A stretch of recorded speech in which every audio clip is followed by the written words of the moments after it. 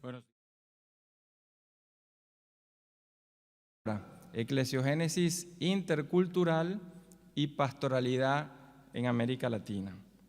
El concilio planteó un nuevo modo eclesial de proceder caracterizado por el discernimiento de la realidad histórica y sus procesos a la luz de la palabra. De este modo se propuso la lectura situada de la palabra en un contexto sociocultural particular que es dotado de autoridad teológica, al punto que se le reconoce como revelador de una palabra que solo puede ser descubierta en un acto de discernimiento en conjunto. Este modo de proceder no era alternativo frente a lo que había antes. Se trataba de un salto cualitativo que provocó el surgimiento de una nueva etapa en la vida eclesial. Este nuevo modo eclesial de proceder encuentra raíces profundas en América Latina. Antes del concilio, ya encontramos a nivel ambiental un proceso de gestación de comunidades cristianas en torno a la palabra. Y en el posconcilio, esto no solo se consolidará, sino que se traducirá en un nuevo modo bíblico-pastoral de hacer teología. La Conferencia de Medellín en 1968 propuso como lugar propio de este quehacer a las comunidades de base, concebidas como células iniciales de estructuración eclesial y foco de evangelización, así dice el texto del Concilio de Medellín. Ellas manifiestan la primera eclesialidad y foco y estructuran como comunidades de fe su gestión desde la totalidad de los fieles. Además, responden a necesidades locales, socioculturales, como factor primordial de promoción y desarrollo, como dice el documento de Pastoral de Conjunto. Estas comunidades no fueron propuestas como estilos de vida alternativos de la vida cristiana, sino como un nuevo modo de ser iglesia, desde donde se discernía y se practicaría la vida interna y la misión de la iglesia a la luz de la palabra. La novedad de esta visión estuvo en el método, inspirado en el principio de pastoralidad del concilio, pues determina un nuevo modo eclesial de proceder a partir, como dice el documento de Pastoral Popular, de comunidades que deben basarse en la palabra de Dios. No podemos olvidar que este método llegó a América Latina por medio de la Acción Católica. Fue fruto de un intercambio pastoral entre Europa y América Latina. En Europa, el método llamado revisión de vida representó para obreros, estudiantes y campesinos un modo de empoderarse de los hechos y tomar responsabilidad para transformarlos mediante sus propias acciones. Sin embargo, al aplicarse en América Latina, el proceso ver, juzgar y actuar puso en marcha un nuevo modo eclesial de proceder, que desencadenó una auténtica eclesiogénesis desde las bases y desde los laicos y a partir de la relación praxis-Biblia. El método no nació de la abstracción ni de la reflexión en laboratorio, sino de prácticas concretas de movimientos eclesiales y populares insertados en el seno de la sociedad. Este modo inductivo de proceder fue gestando un modo de ser iglesia profundamente vinculado al desarrollo de un quehacer bíblico-pastoral de la teología, cuya hermenéutica presupone el hecho de que la confrontación entre situación y revelación, como nos recuerda Ana María Videgaín, de forma dialéctica provoca así una doble modificación de sentido. Ella dice una novedad de sentido de la realidad por el impacto del dato revelado en ella y una novedad de sentido de la revelación por el impacto de la situación. Podemos decir que la recepción del principio de pastoralidad se dio en el marco de una praxis comunitaria, no individual, por lo que se integró el nacimiento de las comunidades eclesiales de base, formadas por pequeños grupos de cristianos que vivían una relación interpersonal profunda, compartiendo objetivos e intereses comunes que iban más allá del hecho religioso. Recordemos que la formación de estas comunidades a partir de los 50, por ejemplo, dio origen a movimientos sociales a fines de los 60 y a principios de los 70, centrado en la defensa de los derechos humanos y la movilización de sectores sociales marginados. Hacia los 80 se unieron movimientos sociales para formar partidos políticos incluso.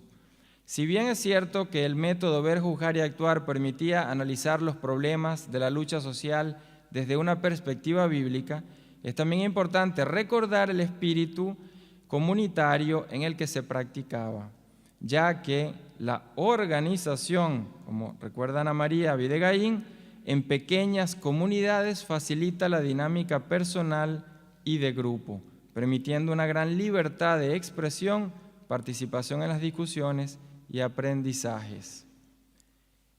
Esta experiencia ambiental se va tematizando tanto en la reflexión de una teología propia, teología de la liberación, como en la estructuración de la identidad y la misión de la Iglesia, comunidades de base.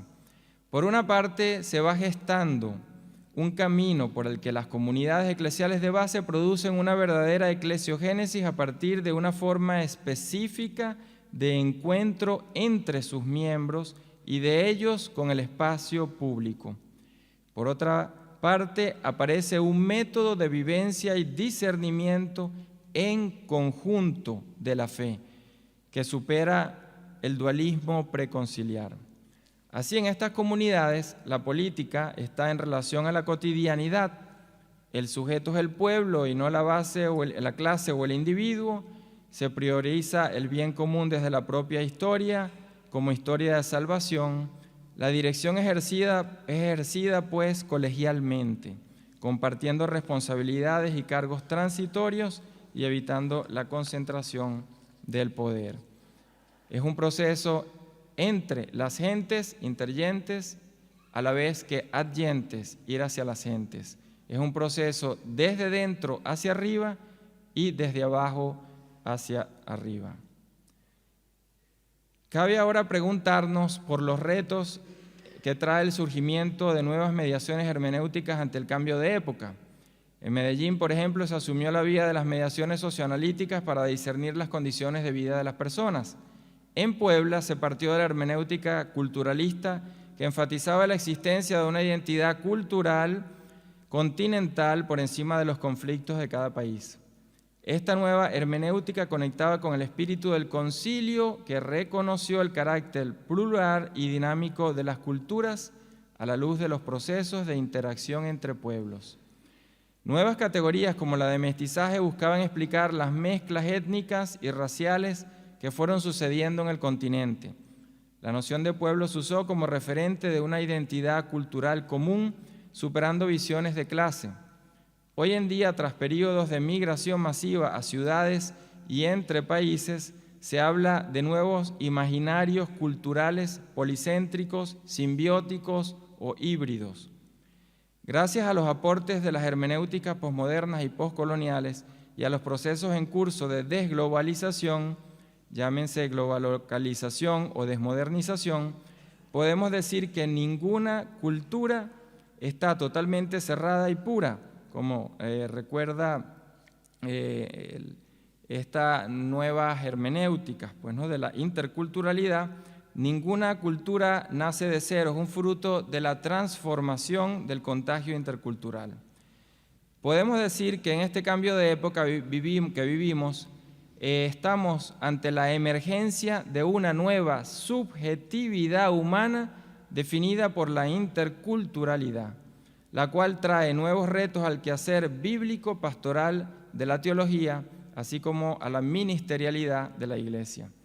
En este sentido, Diego Irarrázaval sostiene que la reflexión actual, cito, ha consolidado ensayos de hermenéuticas específicas por parte de comunidades urbanos marginales, indígenas, afroamericanos, campesinos y por parte de la mujer, del joven, del migrante, de excluidos y de nuevos protagonistas.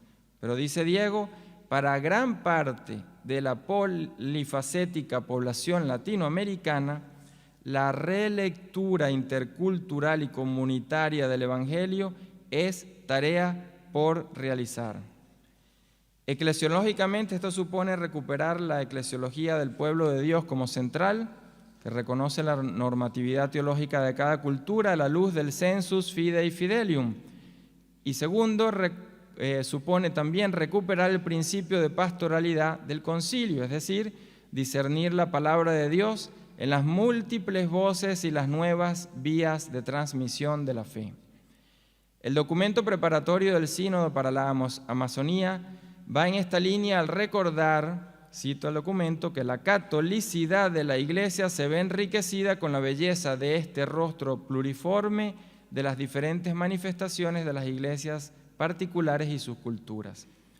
La novedad de esta tarea no radica en el reconocimiento de la pluriculturalidad existente, sino en nuestra capacidad de discernir en esta, como dice el mismo documento, confluencia, al citar Evangelii Gaudium, confluencia intercultural como teológicamente normativa, como fuente para pensar la nueva ministerialidad en esta etapa de la Iglesia.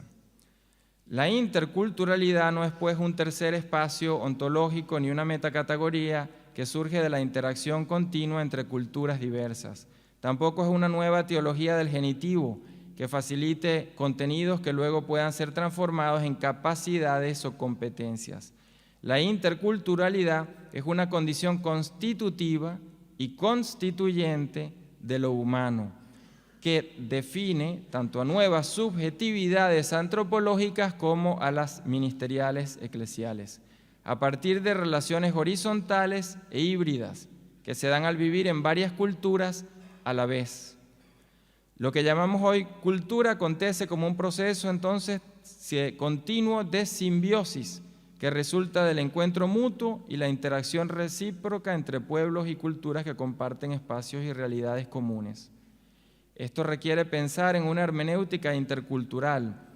Hans de Witt, ayer escuchábamos sus palabras, sostiene, cito, que lo nuevo de la lectura intercultural es el elemento de la alteridad, su énfasis en la importancia del tercer espacio como espacio entre culturas y contextos. No solo mi contexto o mi cultura, tampoco exclusivamente la tuya, sino una tercera perspectiva nueva y compartida. Fin de la cita. No es lectura pues que se hace con o sobre una comunidad, sino entre ella. Recuerda Hans de Witt que en este enfoque se supone la confrontación con el realmente otro, él o ella quien vive en otra cultura. Mediante esta confrontación, cito de Witt, nos damos cuenta de nuestra propia determinación cultural y podemos entonces comenzar a preguntarnos si es natural o única la manera en que hemos leído el texto, si no hay otras maneras mejores de hacerlo. Fin de la cita. Según Francisco, esto es, cito, una cuestión hermenéutica, pues se comprende la realidad solo si se la mira desde la periferia y no si nuestra mirada es desde un centro equidistante de todos. Ubicarnos en la periferia significa, entre otras cosas, que la cultura cristiana, como dice Armand Puig, la cultura cristiana latinoamericana debe poder dialogar con la cultura no cristiana para efectuar una lectura de la realidad que desemboque en la transformación de esta realidad. Un ámbito en el que esto se puede dar lo ofrece el Papa Francisco al referirse a los movimientos sociales. Dice el Papa: sé que entre ustedes hay personas de distintas religiones, oficios, ideas, culturas, países, continentes. Hoy están aquí practicando la cultura del encuentro, tan distinta a la xenofobia, la discriminación y la intolerancia que tantas veces vemos. Entre los excluidos se da este encuentro de culturas, donde el conjunto no anula a la particularidad. Para Francisco el reto está en reconocer estas y otras muchas voces de nuestro tiempo, principio de pastoralidad. Sigue siendo pues válido el camino iniciado en América Latina, pequeñas comunidades ambientales en torno a la palabra, Adyentes 15, y en diálogo con la realidad sociocultural local, Adyentes 6 y 11. Culminando, responder a esta nueva condición intercultural no es una tarea reservada a los pastoralistas. Exige la colaboración mancomunada entre distintas áreas del saber para generar nuevas prácticas y lecturas bíblico-pastorales de la realidad actual. Prácticas que, como dice Hans de Witt, suponen que se consideren compartir con el otro y confrontarse de manera sistemática con la lectura de la radicalmente otra, son cualidades del proceso de lectura, es decir, aspecto normativo. En este sentido, pues la hermenéutica intercultural, las hermenéuticas postcoloniales no pueden o no quieren dar, dice el autor, considerar las diferencias como imperativo ético y hacerlas operativas como factor hermenéutico en el proceso de comprensión del texto bíblico. Quisiera pues terminar con una experiencia que tiene que ver con esto último que he leído, en un grupo de lectura bíblica en comunidad en el que participo, donde somos católicos y protestantes. Una señora católica le dijo a otra persona miembro del grupo protestante: yo crecí con el catecismo, usted me enseñó la Biblia. Creo que esa experiencia nos debe poner a reflexionar cuando muchos, nosotros católicos, pues leemos casi nunca la Escritura siendo el centro de nuestra vida. Muchas gracias.